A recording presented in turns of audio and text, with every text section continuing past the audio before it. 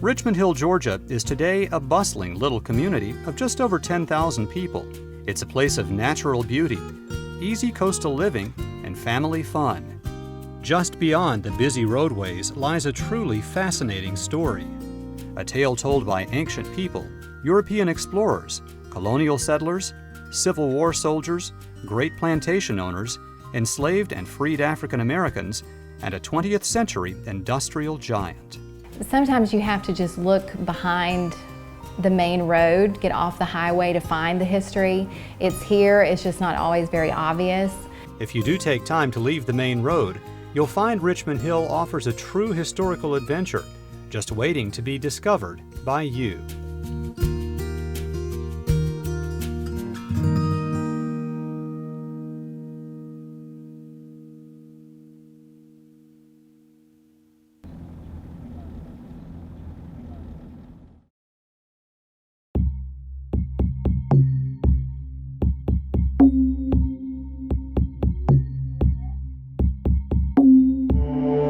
Perhaps the hidden history of Richmond Hill can best be told starting with some of the first people to call the area home.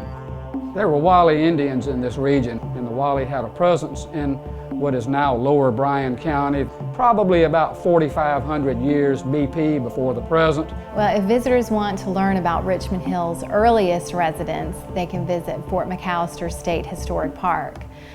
Their museum has a lot of information on the Wally Indians, as well as artifacts such as pottery with the inlaid press designs.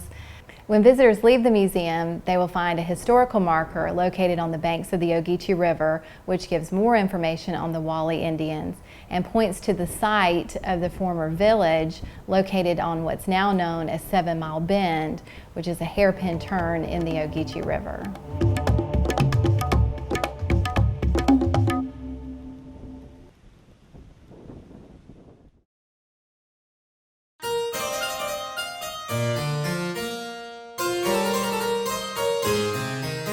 In 1562, French explorer Jean Ribault sailed up the lower Ogeechee River, becoming the first European visitor to present-day coastal Bryan County. He was followed 4 years later by Spanish missionaries, who established a Catholic mission to Christianize the Wally Indians in the area. Researchers believe the mission was active here until the year 1666. One of the first English military outposts in the New Georgia colony was Fort Argyle, built on the Ogeechee River in 1733.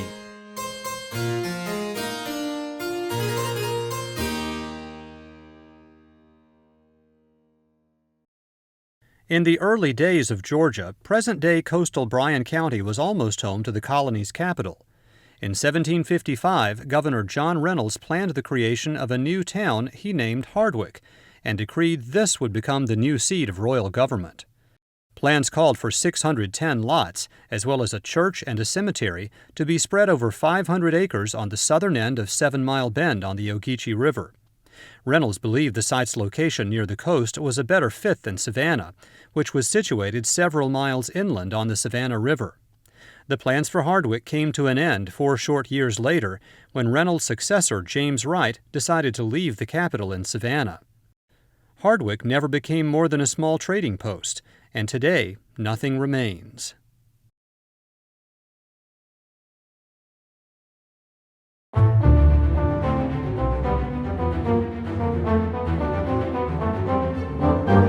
The next significant group of people to call Richmond Hill home were wealthy planters who built large plantations and amassed huge fortunes in the 18th and 19th centuries. These men included Richard Arnold, George Washington McAllister, and Thomas Savage Clay. Rice was the major money crop in coastal Georgia and South Carolina throughout the antebellum plantation period. People do associate cotton as the major part of the southern economy, but in this region, from about Georgetown, South Carolina, south to the Georgia-Florida line, it was rice. Though the wealthy planters lived in relative luxury, the rice plantations were hard, back-breaking places for the slaves who made them profitable. The work on the rice plantation was unending and in many ways always miserable. If you can ever imagine standing knee-deep or waist-deep in water and shoveling mud, and just think about doing that day after day under the hot sun, it's just an incredible amount of work. Though rice growing predominated, cotton was cultivated in Lower Bryan County as well. It was long staple Sea Island cotton, a variety highly prized for its use in fine fabrics. Sea Island cotton required a great deal of effort to grow and could only be grown on high ground above the marshes. Evidence of the rice planting period remains today in the form of geometric canals dug through the marsh by slaves. These man-made rivers were used to alternately flood and drain the rice fields. You can see some of the canals up close alongside the walking trails in Richmond Hill's J.F. Gregory Park. Another legacy of Bryan County's great planters is the handful of plantation mansions they left behind.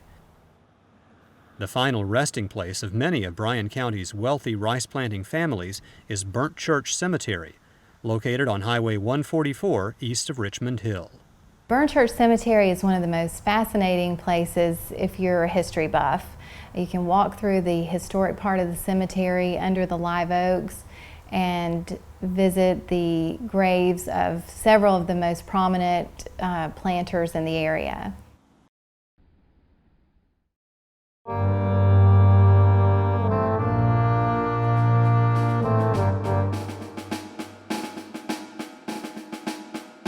The vast wealth of rice planters was wiped out in a flash in the mid-1860s by the outcome of the American Civil War. And that outcome was decided in no small part by a brutal battle fought in Bryan County in December of 1864 at a place called Fort McAllister. Constructed by slaves in the summer of 1861 on a spit of land known as Genesis Point, Fort McAllister was a simple earthen fortification. Fort McAllister was positioned to protect a key railroad junction, and its importance grew after other Confederate coastal fortifications were abandoned early in the war. Soon, the earthen fort faced the ferocity of the U.S. Navy's toughest kind of warship, the new ironclad Monitor. The Union fleet used Fort McAllister as a testing ground for the state-of-the-art warships on more than one occasion, even sending 3 monitors against the fort at one time on March 3, 1863. But the plucky little fort withstood every Union attack. Fort McAllister is basically a dirt fort, sand. And that was part of what gave McAllister its resilience, was the Northerners couldn't fire enough shells against the place to destroy it and drive the garrison out so they could pass the fort. When Fort McAllister fell to Union forces, it was not from an attack by the sea, but rather one from land. Union General William T. Sherman set out from Atlanta in November 1864 on a destructive march to the sea. Sherman's troops began their attack on the afternoon of December 13th. With the Confederate defenders outnumbered 25-1, the outcome was never in doubt. It only took 15 minutes for the assault to be completed. From the time they broke from the tree line to the time they were over the walls and in the fort was only 15 minutes.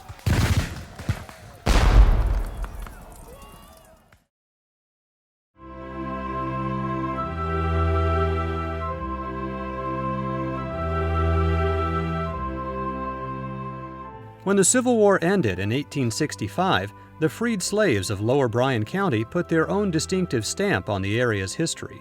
The emancipated slaves after the Civil War developed their own settlements throughout Lower Bryan County. They were either given land by their former owners or they purchased land and developed small-scale farming activities. After slavery, this area became one of the largest areas of black land ownership in the country. It really was their lifeblood. Everything that they had came from the land and their ability to draw life from it. But equally central to the black community was the ability to create their own houses of worship, a powerfully symbolic act for those once forced to attend their masters' churches. One of the first things that Bryan Neck African Americans did coming out of the end of the war was build their own church. In 1869, the oldest African American church in Lower Bryan County was established as the Bryan Neck Missionary Baptist Church. It's interesting to note that Richmond Hill wasn't always called by its present name. In the mid to late 1850s, when the Savannah, Albany, and Gulf Railroad was built through the area, it passed through land owned by a man named William Way.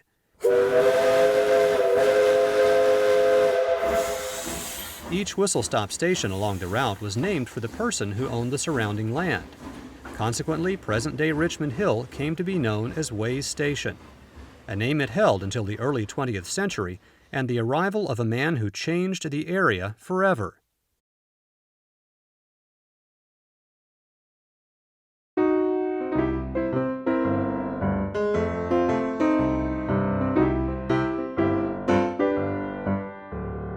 The world-famous automobile innovator who created the assembly line manufacturing process and turned Detroit into a car-making powerhouse also trained his visionary gaze on the fields and forests of Lower Bryan County. Ford and his wife Clara came here in the 1920s looking for a southern winter getaway and found much more. And it was Henry Ford who came to Lower Bryan County in 1925 and began to purchase property, lots of land on Lower Bryan County, owned upwards of 90,000 acres at the peak of his land ownership in the 1940s. And he came to Richmond Hill with the hopes of developing a rubber plantation to go along with his, of course, his Detroit Ford Motor Company. The rubber trees never grew profitably among the South Georgia pines, but Ford had other tricks up his sleeve. Many tested out at a lab he built here in 1937. Experiments focused on creating industrial materials from agricultural products grown on Ford's lands. In addition to the lab, Ford established a large agricultural operation here, producing 8,400 crates of iceberg lettuce in a single season. And a sawmill converted trees from Ford's land into thousands of board feet of marketable lumber. But all of this activity served an unseen higher purpose.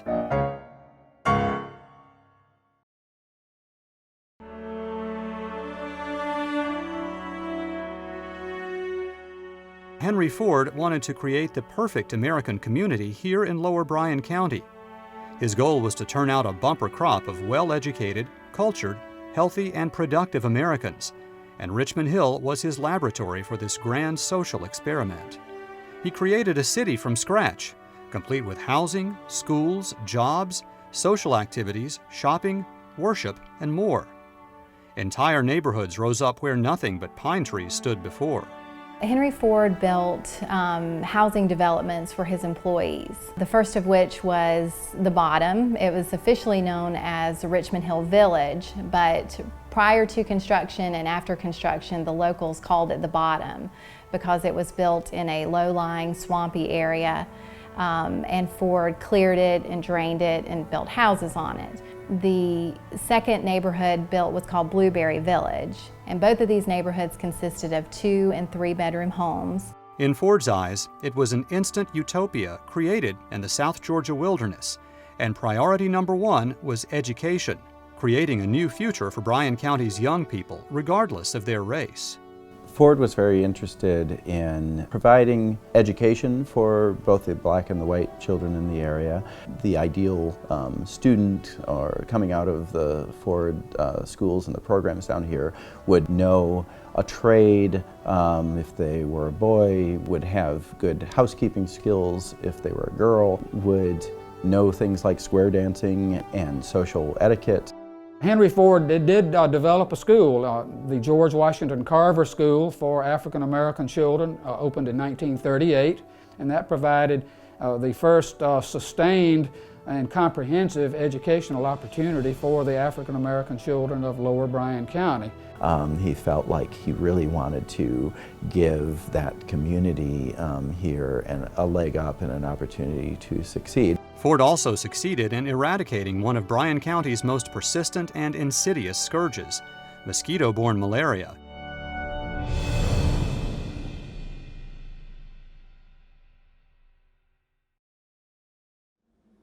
Of course, the Fords made sure to build a comfortable home for themselves in Lower Bryan County as well. Using bricks from the early 19th century Hermitage plantation on the Savannah River, the couple created their southern dream home. It's located on the banks of the Ogeechee River on Sterling Bluff. It has Everything Clara wanted in a southern mansion. Tall white columns and sweeping views of the river. It's just beautiful from every angle. Ford named the estate Richmond, taking a cue from Richmond on Ogeechee, Thomas Savage Clay's rice plantation that stood on the same spot until Union troops burned it in the Civil War. In fact, Ford's new Richmond house is where the city of Richmond Hill got its name. And in 1941, the people of Wave Station applied for a post office to have a postal facility here, and they wanted to have the name changed to reflect Henry Ford.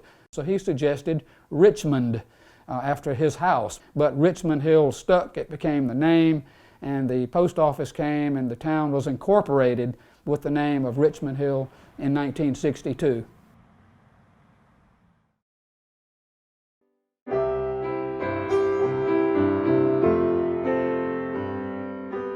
In all, Henry Ford built close to 300 structures in Richmond Hill. Many remain today. The Martha Mary Chapel is a Catholic church. The community house and the courthouse annex still stand in the center of town.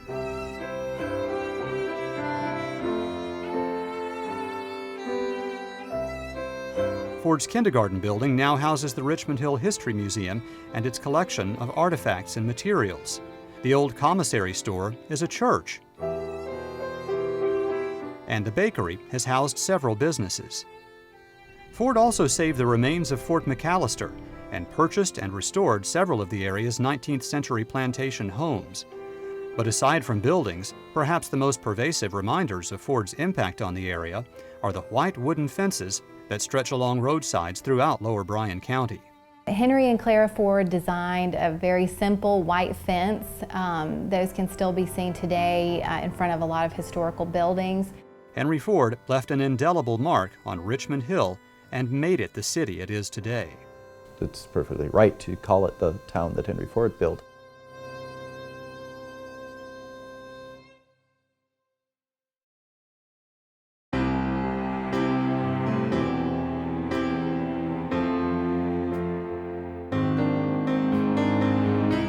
Today, the Richmond Hill Historical Society has embarked on a 21st century campaign to tell the story of Richmond Hill's hidden history.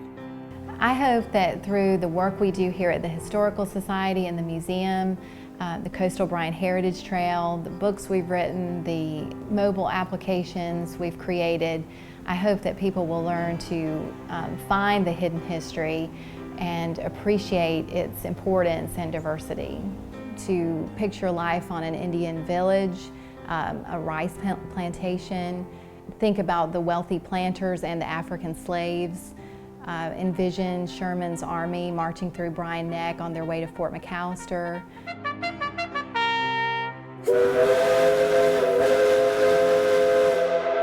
And hearing the echo of Henry Ford's steam engine as he came to Wave Station, Georgia each winter, and how he transformed one of the most impoverished towns in Georgia into one of the most thriving during the worst years of the Great Depression. And the people who live here should be very proud of that. And we really do have a treasure here that we can cherish for a long time.